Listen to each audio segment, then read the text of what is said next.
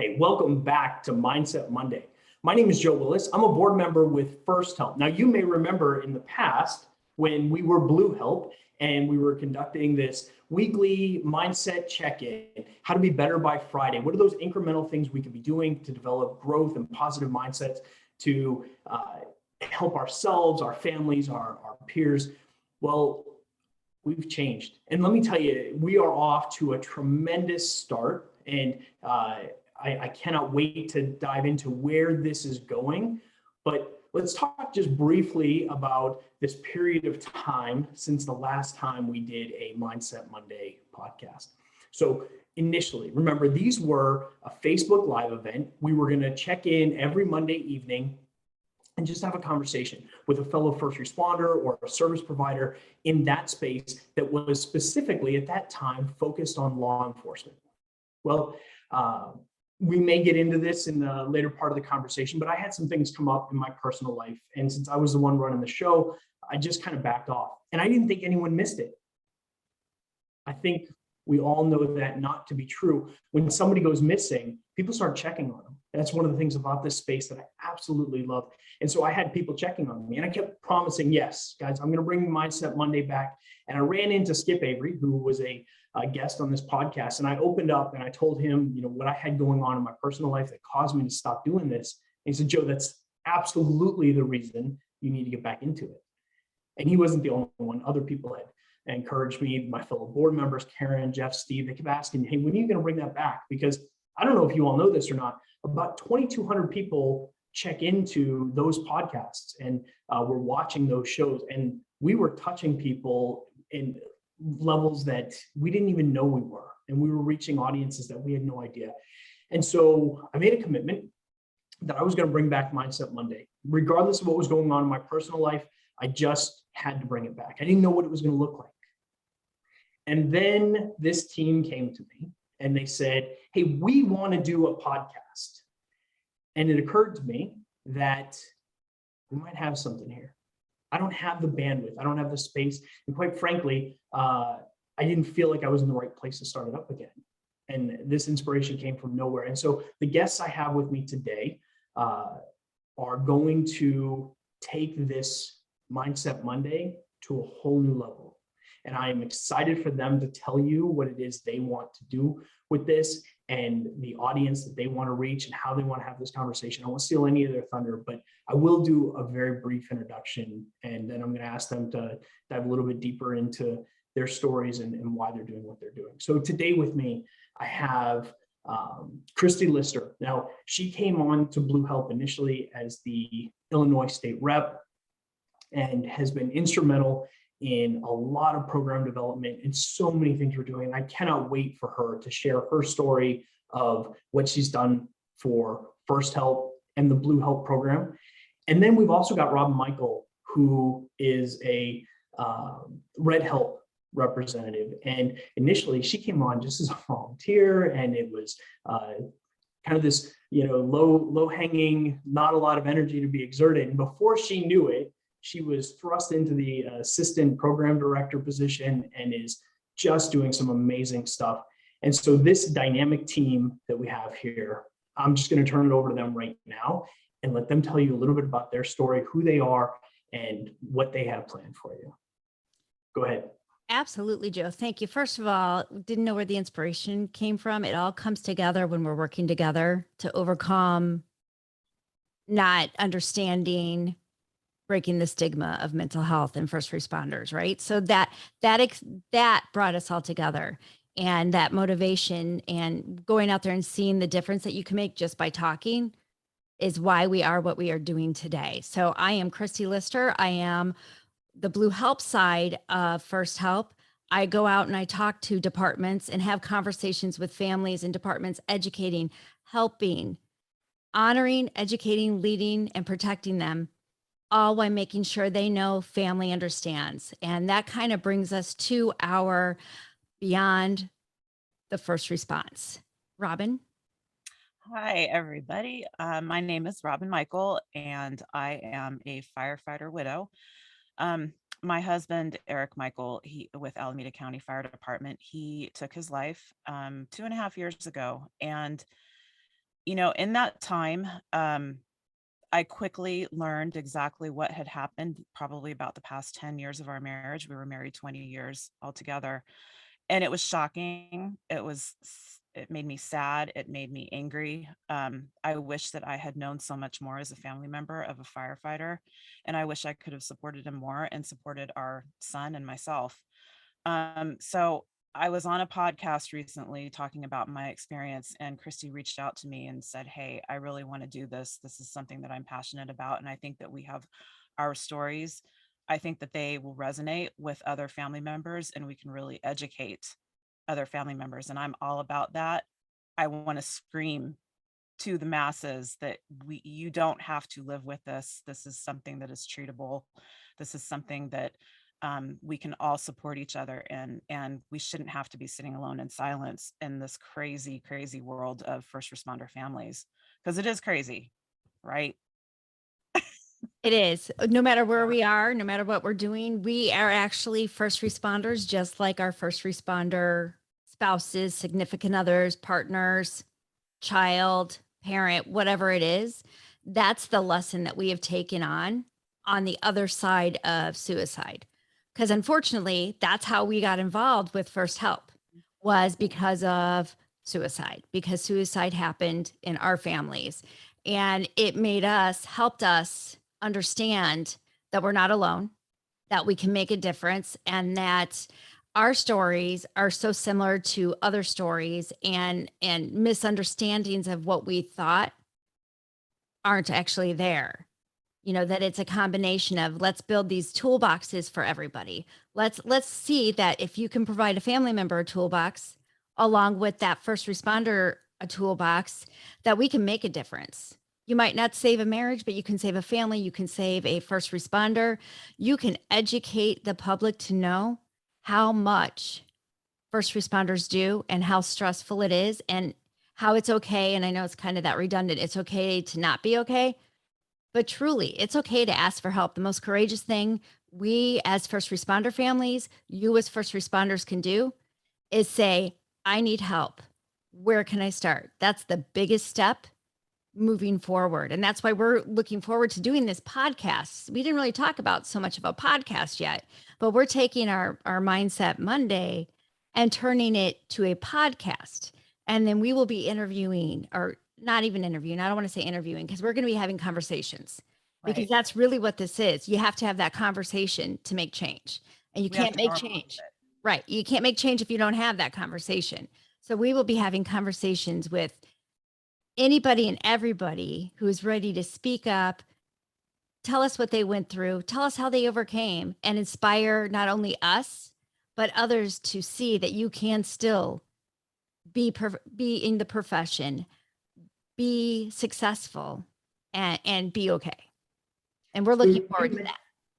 I'm sorry. That's I heard you mention something in there that I kind of want to circle back around to and discuss just briefly with the audience here.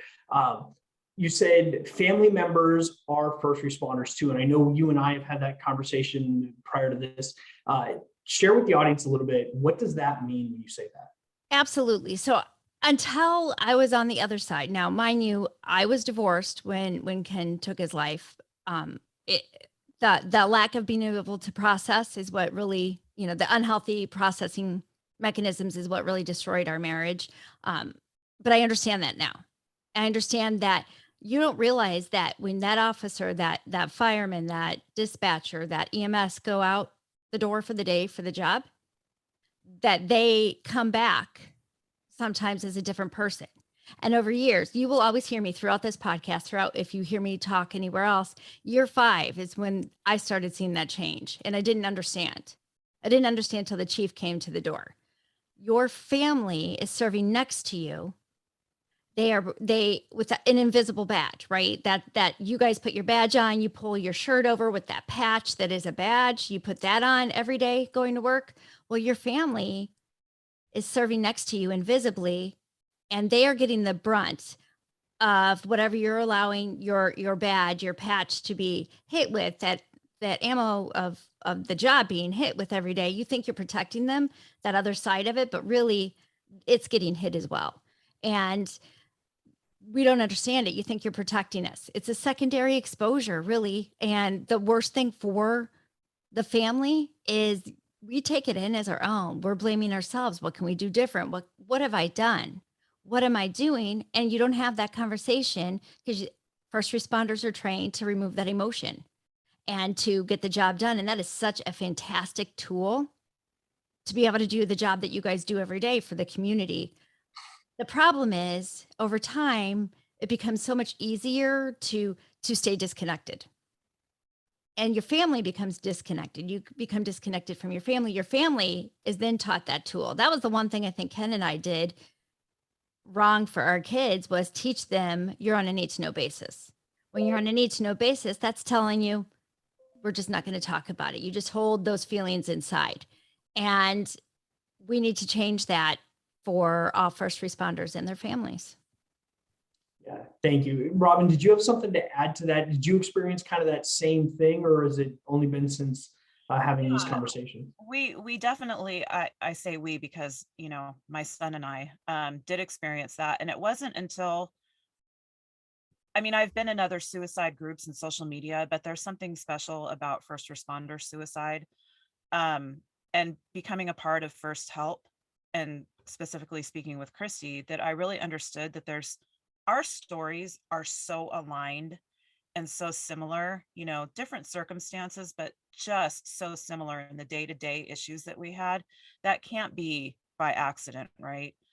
And when Christy says that the families, you know, serve as well, the problem with that, yes, we do, but the problem is that we don't know that we are. The first responder thinks that they're keeping information from us, but what it's doing to me specifically, what it did was make me feel like either number one, my husband is just being a jerk and he's turned into some person that I don't know who he is, midlife crisis, whatever. Or two, I'm the jerk and I'm doing something wrong. Maybe he doesn't want a family anymore. I don't know what's going on. And that's where the anger came in after he died. And I found out that this is all a part of PTSD and depression. Like, why did I not know this? Why was there not a class for me when I joined the fire department? Because I joined too, but I didn't know that I did. Yeah, and I think so that kind of brings us to that full circle point where you're serving right alongside them. And I think you summed it up really well when you said when I joined. And I think that is the one of those underlying issues is that many agencies and many responders themselves never really look at the family member or the family members as serving alongside or joining at that initial entry. So as you kind of explore this, I know the audience is going to learn so much more about the two of you and your stories. I think you intend to share those kind of along the way with your audience as well, to get to know a little bit more about your background, your families, and how you're progressing. So I'm going to ask for the audience, when did you lose your husbands? About how long ago? You know what? It's people come together, like you said, an inspiration. People come together for a reason. It was June 17th, 2019. It was, in reality, let's be real, it was Father's Day. It was Father's Day, but he was found the next day. So he got to spend time with the kids. He spent extra time with the kids. Looking back, you're like, whoa, but you don't think about it at the time. And no one in any of our conversations should ever feel guilty for not seeing the signs. And we'll talk about that more on another podcast. I think that's really important too. We're really just introducing, but never feel guilty for something that you did not recognize, because often you're struggling with it on the inside. But I think that's the important take from it. So ours was June 17th, 2019. And Robin? Yeah, and mine was June 24th, 2019. So a week apart. Yeah, and I think for the audience's sake, and where we need to have this conversation go is that the two of you in so many ways have just kind of become sisters of sorts in your experiences, and it's still very fresh for both of you, just time wise. Not a lot of time has passed And who am I to make that assessment other than being able to look at the calendar? I know you're going to explore that a lot more with your audience, but you both led children through this. You have kids. Tell the audience a little bit about your families, if you would. I have 3 amazingly strong kids. My oldest just graduated last May from MSOE. So this, this happened when he was a sophomore in college. He was the oldest. He was the next of kin. Because remember, Ken and I were divorced. That now, knowing all this now, would it have saved your marriage? I don't know.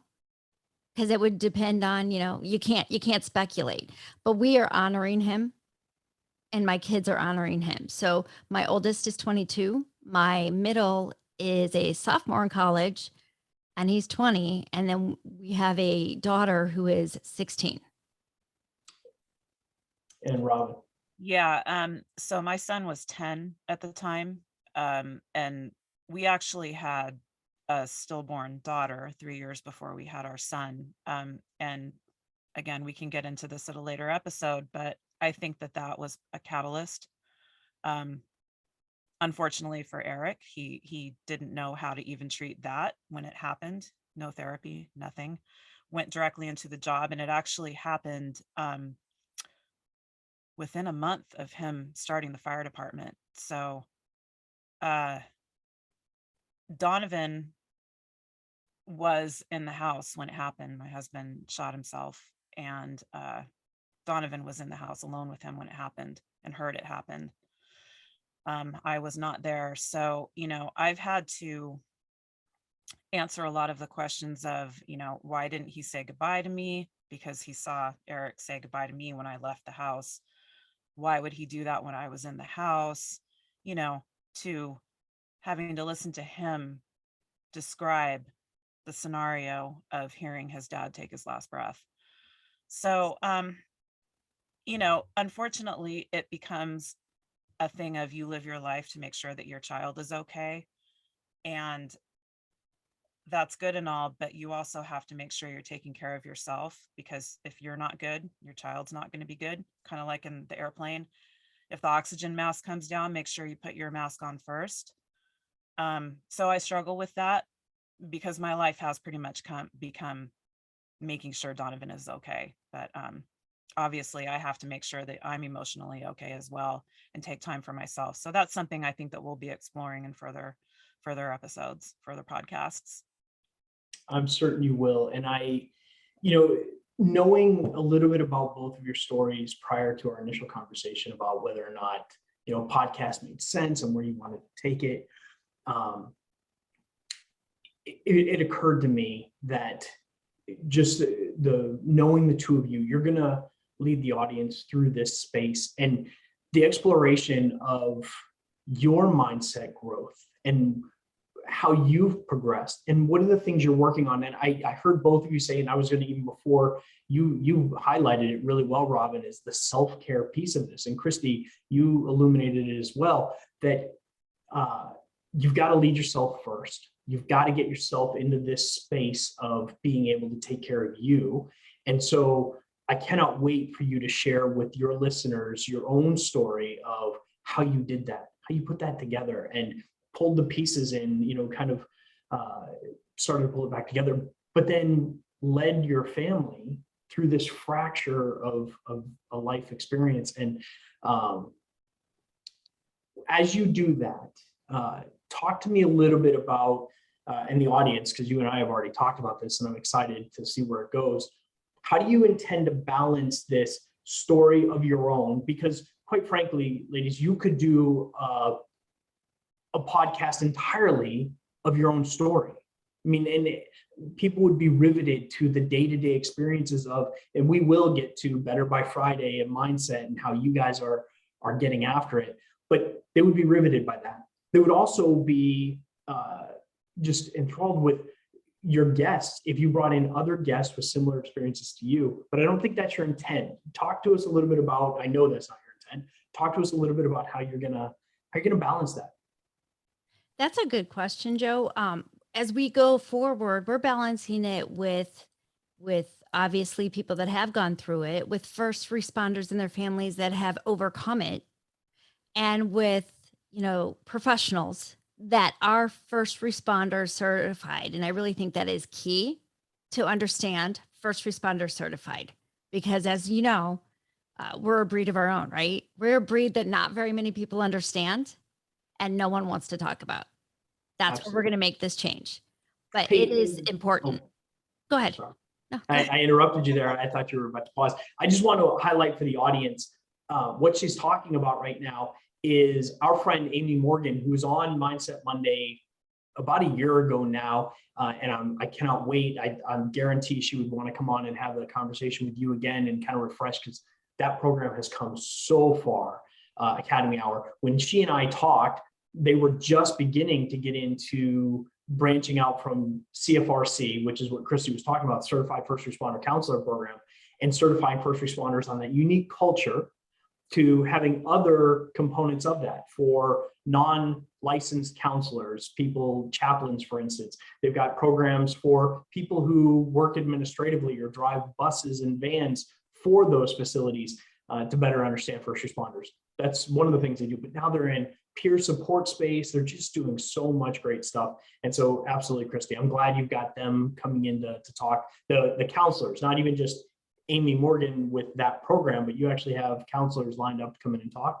Yes. Yeah, we do. We have some counselors that are from first responder families. We have counselors that have seen the need and want to help first responders. So it's an array of people that are coming together to support first responders, their families, and knowing the need to talk about making the change in policies or whatever that looks like as we go on. I don't want to allude to too much because obviously, Yeah, leave a little can't do bit. that. Yeah, Teasers. right. I think You one know, thing, go ahead, though, Robin. that, sorry, I think one thing that I want to make clear, just because, we don't want to have it be doom and gloom, right? I mean, Christy and I tell our story. It's a very dark, hard, heavy stories. Um, but I'm not here to tout like all the great things, and I don't think Christy is too, that we've done and that we've overcome. That's not what this is about. This is what we went through. Neither one of us are superheroes. We stepped up, did the work that we needed to do, and I guarantee that anyone out in the audience could do the same thing if they had the tools that we were resourceful enough to go find. So what we're trying to do is, now we have these tools and we want to give them to others so they don't end up in the same place that we are. So I just wanted to put that out there. Since we did tell our stories kind of briefly, I don't want to scare people away with the doom gloom widow world.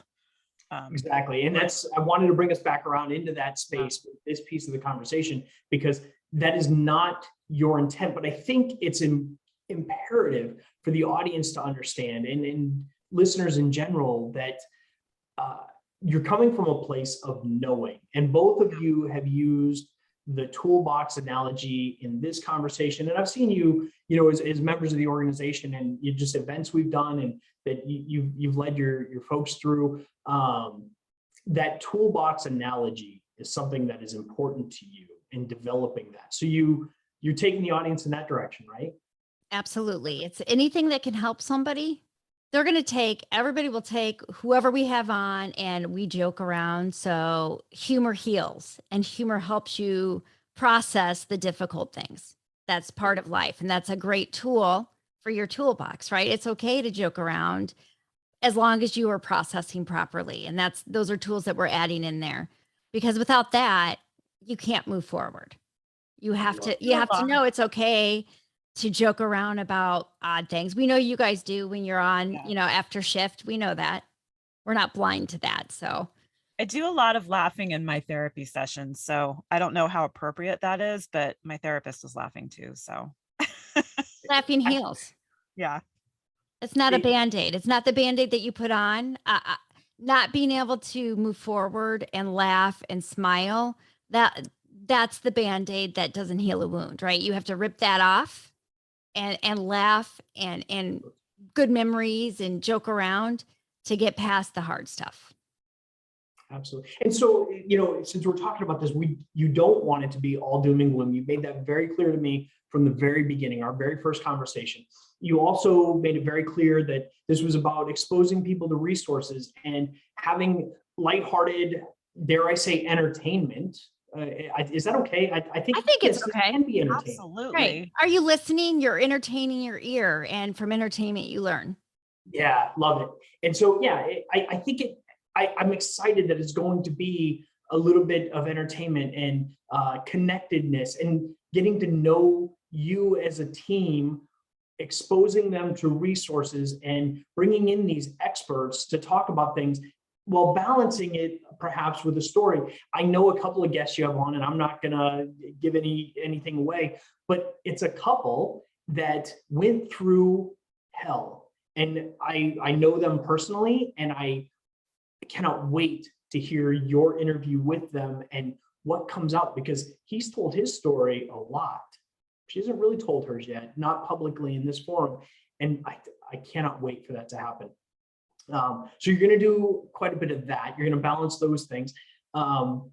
Also, one of the other things I know we've talked about in the past and was important to me is, while First Help has been focused very much on suicide data collection, suicide prevention, and initially starting off as Blue Help in that law enforcement space, but we've grown so much and we're doing so many great things. And the other thing is too, you get to tell the story now. I'm a little bit jealous handing this over that you get to tell the story of all this great stuff we've been doing. So you're going to do that. So we'll have you on so you can tell the story. How about that? So much. Yeah. I'm looking forward to that part of it. Stay tuned to that podcast.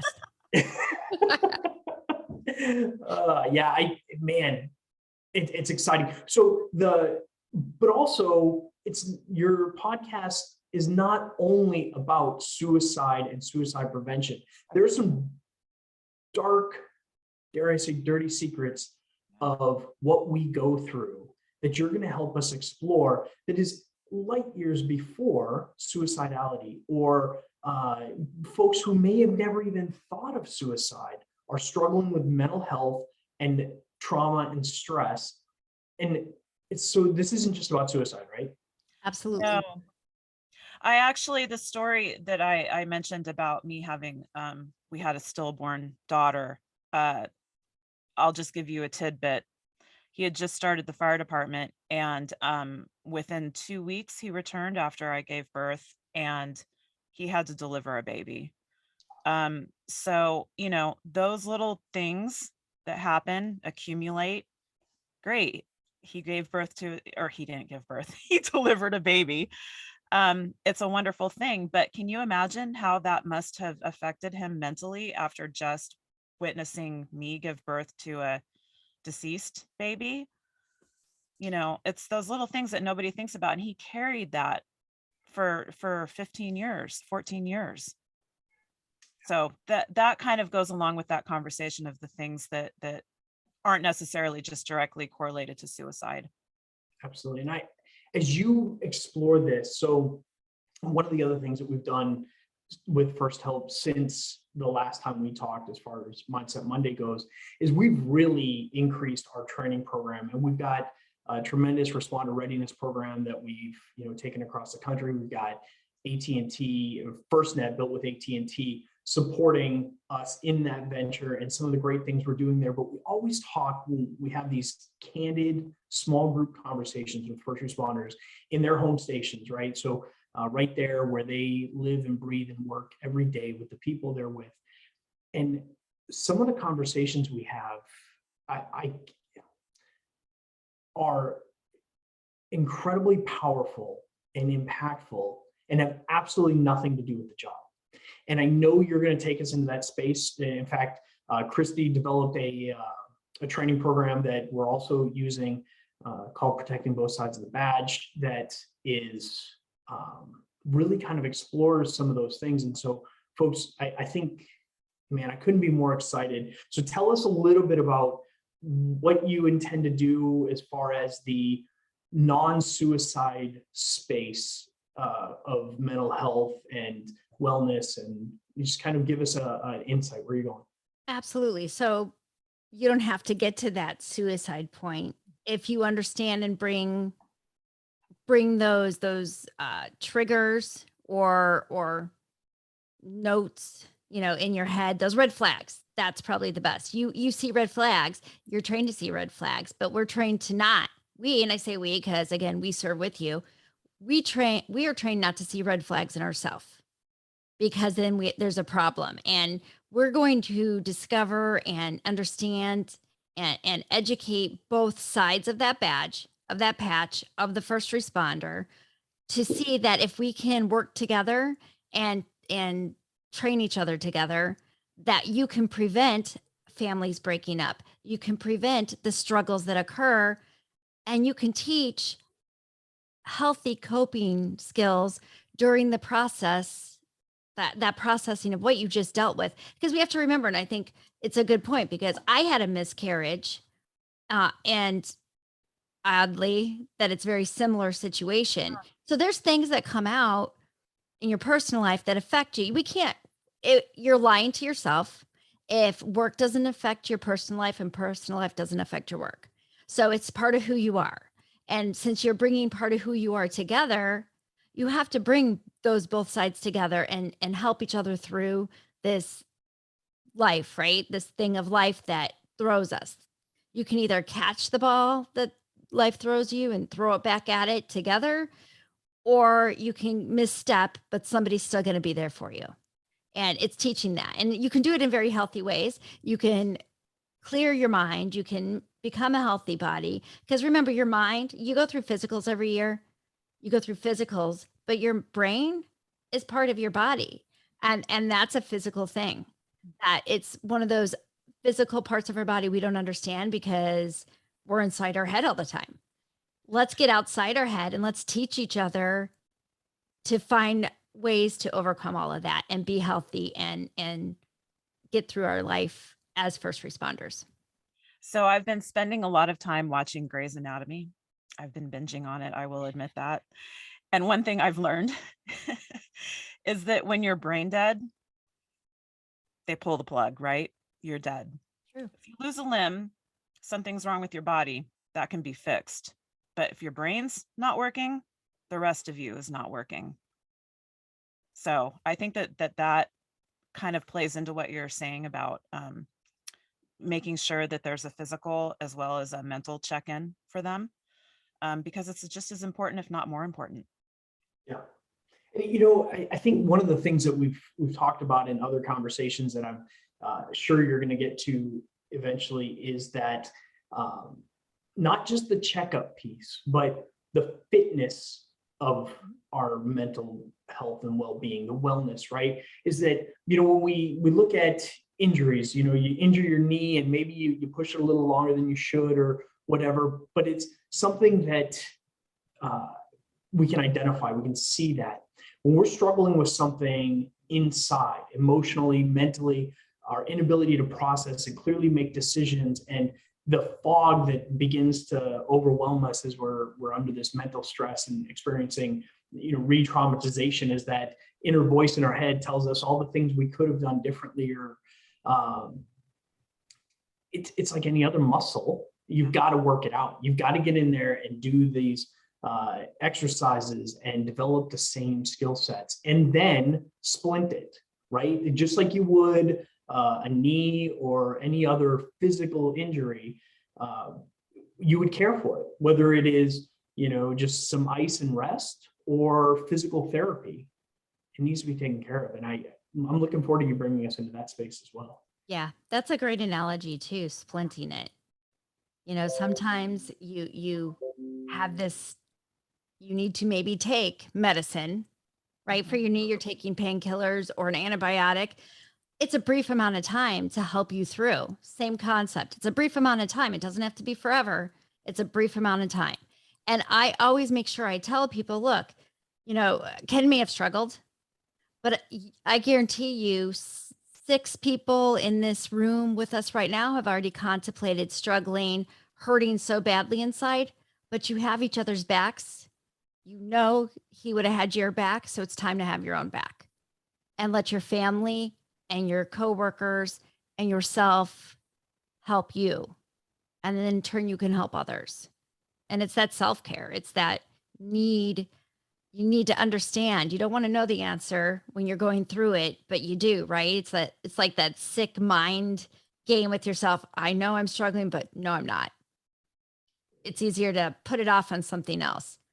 Well, I'm and I here to think, say, go ahead. oh, sorry. I was just going to say, you're triggering something in my brain, a conversation that we just had earlier about not having the words to articulate what it feels like or what you're feeling. You know, when your knee hurts, your knee hurts. You can say it's a sharp pain, it's a achy pain. I need to take this for it. But when your brain is hurting, we don't have good words. We're not taught good words. We know that when it's hurting, it manifests and maybe your whole body does hurt, or maybe you're angry one day, or you're lashing out, or you're being aggressive, or you're crying all day. But there's no real word to say my brain hurts. And you don't know that your whole body hurting or you're crying is because your brain is broken, you know? Coach, I So think that's actually a meme or something there, Robin, that I think I you need probably to read it on capture. Facebook. Or you Yeah. create it right now before somebody else I does. know. Or I need to somebody make else does. sure. Get in there and do that, Robin. I know. Because I'm gonna you're right, copyright we it. don't have that word, do we? The Let's ability make to a word right articulate now. Let's make it. my emotion hurts. Yeah. Right? My brain hurts. Yeah. Oh, there's the brain hurts. It's already trending. Yeah. Or the my coffee is my medicine, right? You don't want to talk to me till I have my coffee. Oh yeah. Numb. My brain is numb. I'm feeling numb. Yeah. That's your key to not put a Band-Aid over it, not rub dirt and walk away. That's your key to, okay, wait a minute. Something's wrong. Something's wrong. Yeah. So in the That's responder readiness program, we talk, one of the outcomes of it is we teach people how to have those I will listen, I will talk conversations and how to initiate them. Because there's this thing that happens. You've got two responders sitting side by side, or two family members, right? Sitting side by side, and each one absolutely committed to the other, to protecting them, to being there, to watching their six, having their back, whatever words we use for that. And neither one of them capable of starting the conversation that could save their lives. And it's really not their fault. My perspective is that nobody's ever given them the language to be able to say this. And so with the I Will Listen campaign, we use a results-oriented communication model that is a simple 5-step scaffolding we can use to have conversations. But in there, it starts with an I sense statement, and then I think and I feel is the third step. And trying to get first responders into that space of using an I feel statement, it's incredibly difficult. Yeah. It's a fun conversation to have. It's one of my favorite parts of teaching that program, to watch those light bulbs go off, because I feel is a single word typically. An emotion is typically a single word. Anything beyond that is rationalizing. And so, and we're good at it. Yeah. I feel hurt because blah, blah, blah, blah, blah, blah. If I'm even willing to say hurt. You were about to say, Christy? I was going to say, you're not even saying those words. You're going to stop right there, because that moment when you're struggling or you're taught to remove that emotion, there is no emotion of feeling. Right. There is. We know there is. But in your mind, I have no emotion. I don't feel anything. It's not my job to feel. You got to crack that shell to get to it. And sometimes it is impenetrable. Yeah. And I'm looking forward to you developing in the listeners those tool sets and picking up on this. You know, what can we do to be incrementally better? That's the other thing too, is, you know, I initially kicked off the Mindset Monday concept. It was never about these massive undertakings of, you know, significant improvement. Like, you know, one day you're just going to wake up as Superman, right? Like it doesn't work like that. Yeah. There's no, you know, radioactive spider that's going to come bite you so you can be swinging from building to building, right? It is incremental. It's a step-by-step, small commitment. Keep the small promises, better by Friday. And I know I don't need to tell the two of you or anybody listening, right, that it is a day-to-day street fight with the stuff that we're dealing with sometimes. And it doesn't matter which side of the patch we're on, which side of the badge we're on, that we're experiencing that. And so what I am going to kind of ask you as we begin to wrap up this initial conversation, that space you're in right now. Both of you, I mean, your trauma, from the suicides occurred almost within, within a week of each other, not almost, within a week of each other. And you've been on very similar paths since then. So what are those things you're doing day in and day out that are those incremental, just better by Friday, just get to this point, whatever's next for you? What's working for you right now? I give myself grace every day, and to know that we all make mistakes and that, yes, they can affect other people, but mistakes are meant to give us that path to grow stronger. It's kind of like that pebble to build that mountain that you overcome. So that's okay. And it's okay if some of those pebbles fall down, because that's giving you that space to look back and say, look at how far I've come. I'm not way down there at that first pebble anymore. I'm 100 pebbles up. My path is growing, and and loving myself enough through that.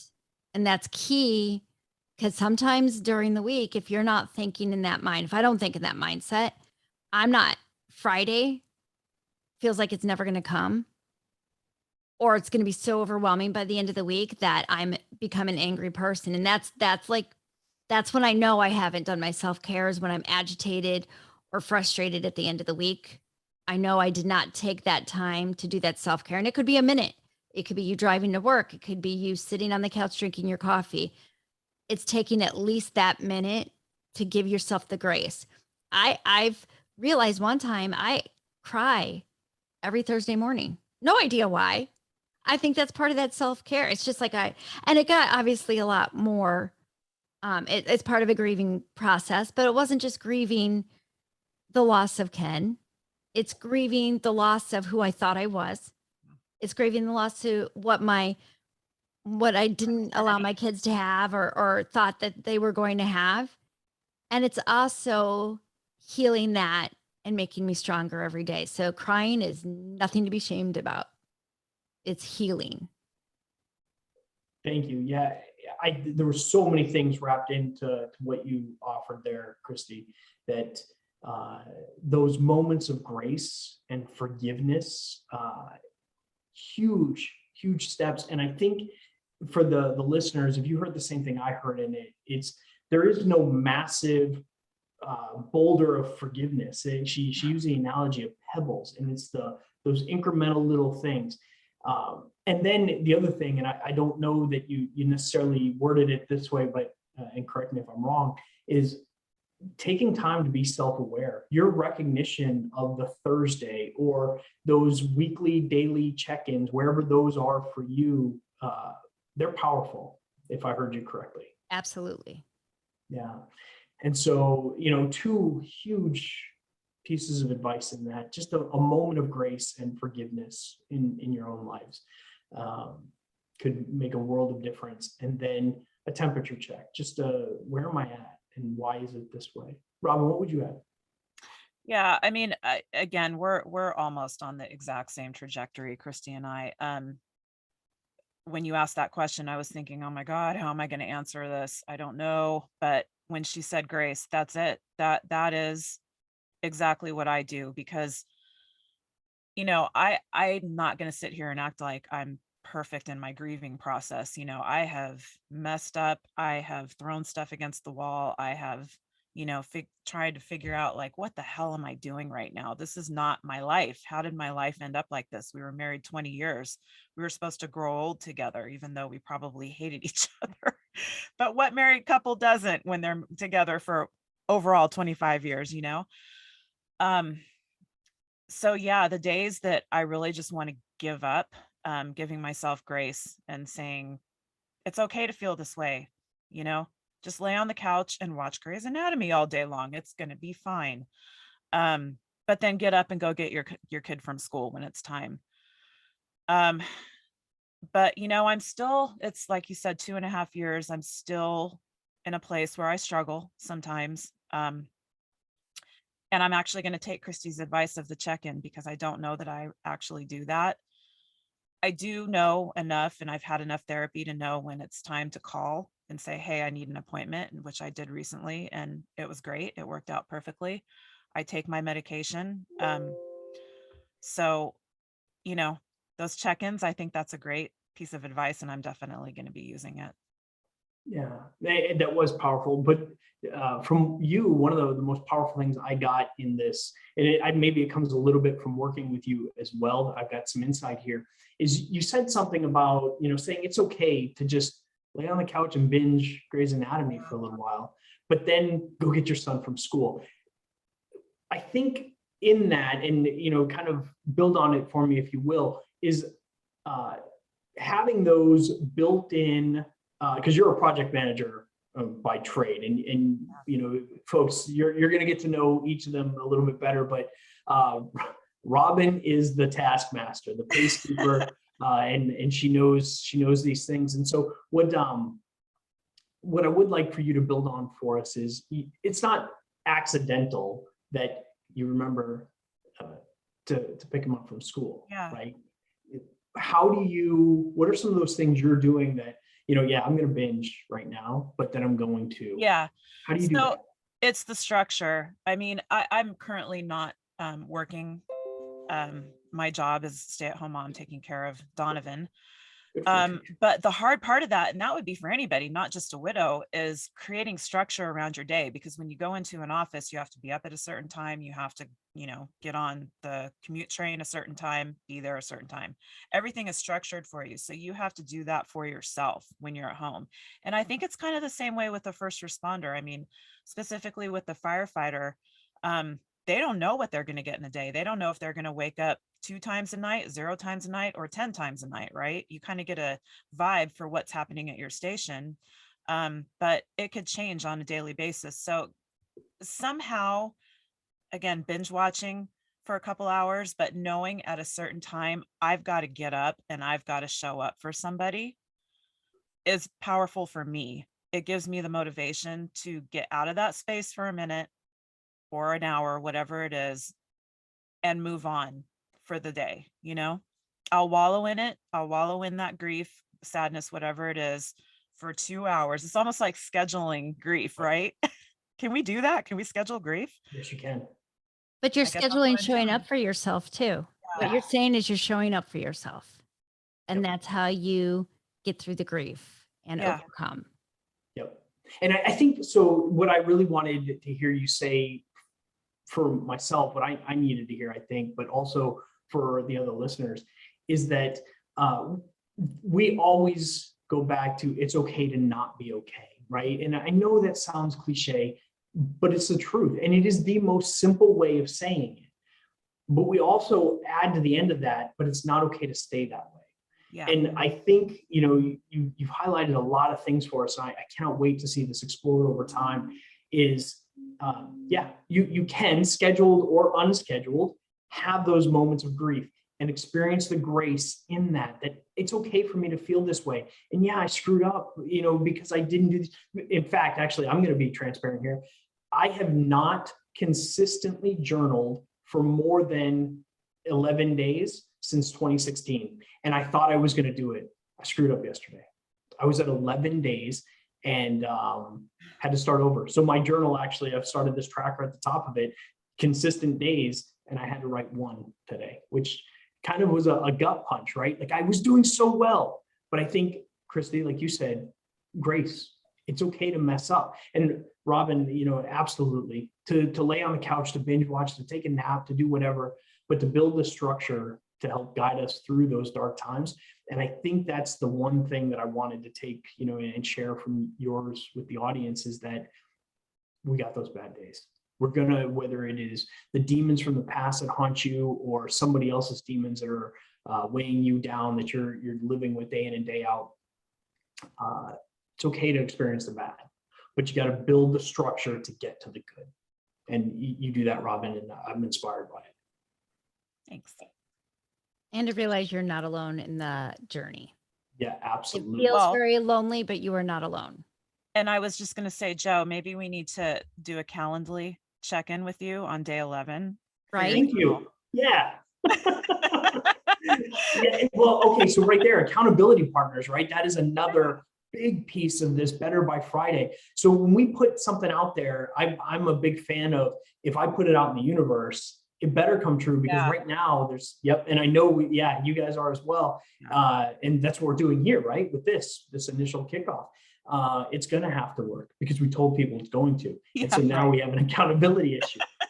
So, Well, it's going to work because we know it's going to work, because it's going to work for people out there that we don't know that it's working for. So you don't give up on it. I like that though.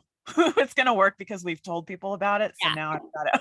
we don't have a choice. And, you know, That's and so I will true. tell you this, if you take time off, you're going to be at a conference and somebody's going to walk up to you and say, hey, when are you starting again? Because I you hope need so. that. They Yeah. will. I promise you they will. So I don't want to take any more time. We've used up, you know, the time that we have available, and your time is precious. But I just want to say, first of all, sincerely, if this were just a one-off Mindset Monday and you were the team that I had on here to have a conversation with me, this was a good one. And a lot of good came out of this. But that's not the case. This is your show now. And I am so excited for everything that's about to happen and where you're going to take it and all the good you're going to do. And just on behalf of First Help as an organization, to the two of you, thank you so much for everything you do day in and day out and all the hard work and the difference you're making. So I always give the last word to you with one small request. I want to hear you reaffirm that you will listen, because we're big on this I will listen campaign. And I know you've both done your posters, and I want it on audio. I just would love to hear both of you say, I will listen. You go first, Christy. I can do that. I say every time I see a first responder family member, or anybody really, but I will talk and I will listen. And I am always here and you are never alone. So I will listen and I understand. And my name is Robin Michael, and I will listen. I'm going to Thank talk you, guys. too. I'm going to talk a lot. Yeah, absolutely. That's again, I'm Joe Willis with First Help, and this has been my last episode as the host of Mindset Monday. And without a doubt, you all know I will listen. Thank you so much. Thank you.